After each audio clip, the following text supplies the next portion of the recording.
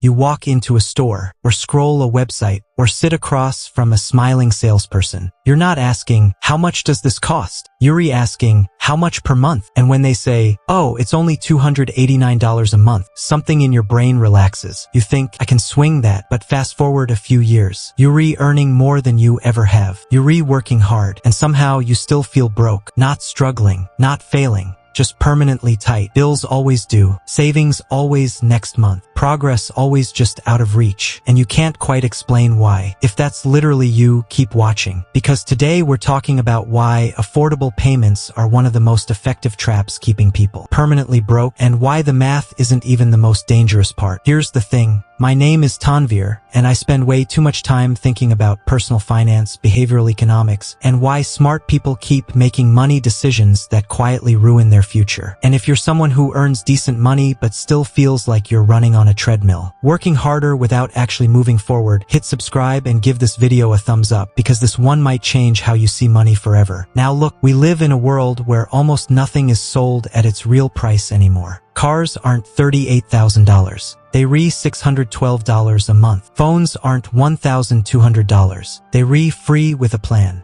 Furniture isn't $4,800. It's 0% financing, only $149 a month. Even groceries are creeping into this territory with buy now, pay later apps. And on the surface, this feels like progress, like accessibility, like opportunity. But here's what most people don't realize. When everything is framed as a monthly payment, your brain stops evaluating cost and starts negotiating pain. Let me explain. Your brain does not naturally think in totals. It thinks in manageable discomfort. $4,000 feels scary. $600 a month feels annoying, but tolerable. And once something feels tolerable, you stop questioning it. This is where it gets interesting. Behavioral economists have studied this for decades. There's a concept called payment salience, basically how visible the pain of paying feels. A study published in the Journal of Consumer Research found that people spend significantly more when costs are broken into smaller, recurring payments compared to a single lump sum,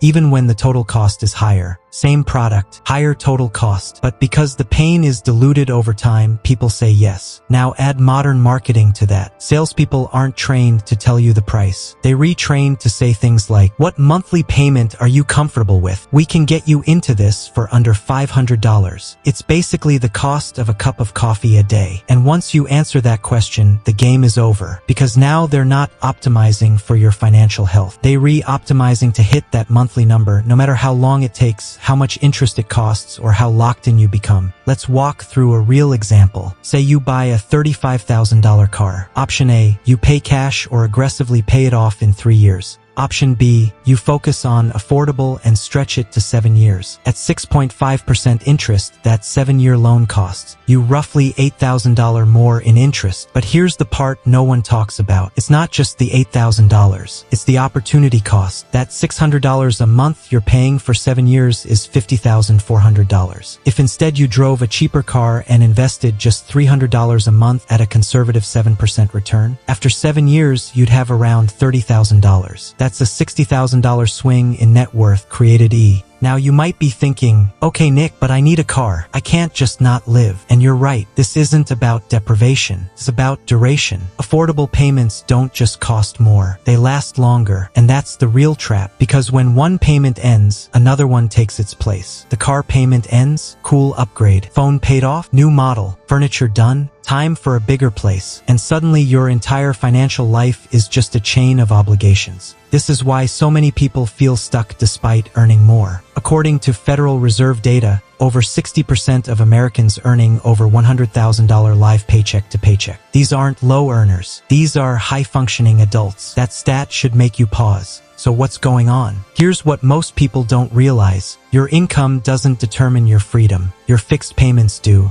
Every affordable payment reduces your margin for error. And margin is everything. Margin is what lets you say no. Margin is what absorbs surprises. Margin is what lets opportunity actually matter when it shows up. But affordable payments feel harmless in isolation. $7.99 here, $2.49 there, $4.12 for the car, $1.89 for the couch. Individually, they don't trigger alarm bells. Collectively, they suffocate you. This is where psychology beats math every time.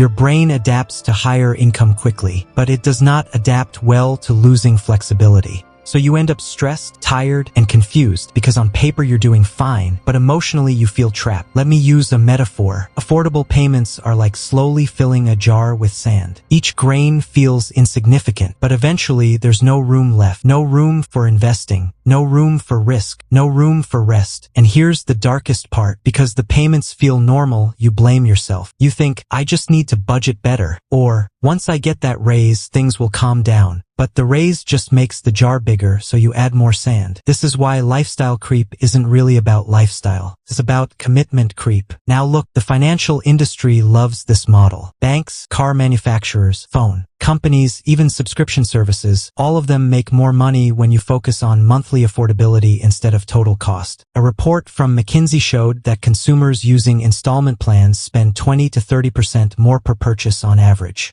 Not because they need more, because the pain feels smaller, and pain perception drives behavior more than logic ever will. So what do? This is the part where most finance videos say something vague like, be mindful or spend less. That's useless. Let's get concrete. First shift. Stop asking, can I afford the payment? Start asking, how long does this keep me stuck? Duration is the enemy. Anything that locks you into a long-term payment needs to earn its place in your life. Second shift. Calculate total cost before monthly cost. Force yourself to see the full number, not the sales version, not the financed version, the real version. Third shift. Cap your fixed obligations. Here's a simple rule that actually works. If more than 50% of your take-home pay is already spoken for by fixed payments, you don't have an income problem. You have a freedom problem. And the solution isn't earning more. It's reducing commitments. Fourth shift. And this one is uncomfortable. Delay upgrades. Not forever, just long enough to break the cycle. Because once you experience life without constant payments, something clicks. You breathe differently. You think longer term. You stop chasing relief and start building leverage. And finally, replace payments with assets. Instead of asking, what can I buy for $300 a month? Ask, what could $300 a month become? Because here's the quiet truth no one advertises. Wealth isn't built by affordability. It's built by restraint, not dramatic restraint, not extreme frugality, just the discipline to say, I don't want my future pre-sold in monthly installments. This is where it gets interesting.